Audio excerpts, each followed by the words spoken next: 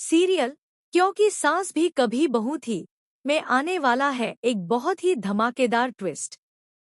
Show में 10 साल का लीप आने वाला है और लीप के बाद वैष्णवी की एक बेटी दिखाई जाएगी जिसके पास तुलसी पहुंचेगी।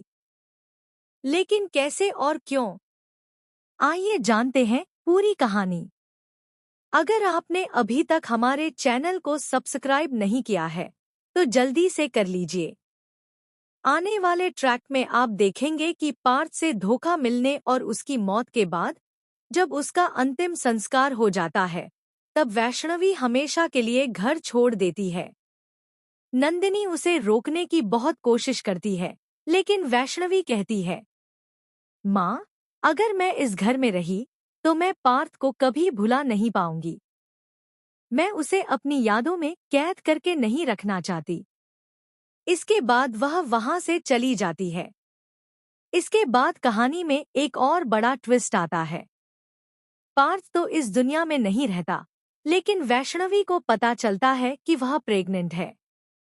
हालांकि वह वीरानी हाउस में किसी को भी अपनी प्रेगनेंसी के बारे में नहीं बताती और अपनी बेटी को अकेले ही पालने का फैसला करती है।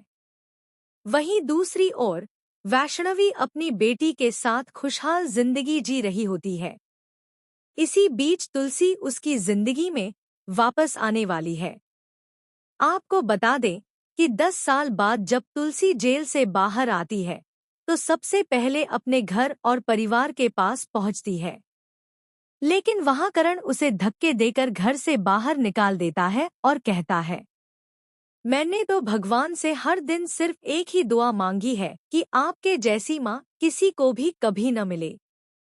यह सुनकर तुलसी पूरी तरह टूट जाती है। उसके पैरों तले जमीन खिसक जाती है। वह अपना सामान उठाकर सड़क किनारे बैठ जाती है। तभी उसे अचानक वैष्णवी की याद आती है।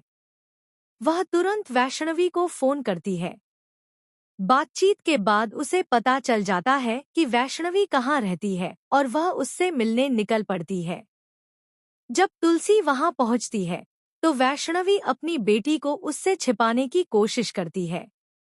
लेकिन तभी वह नन्ही सी चुलबुली बच्ची दौड़कर तुलसी के पास आती है और मासूमियत से पूछती है, आप कौन हैं? इसक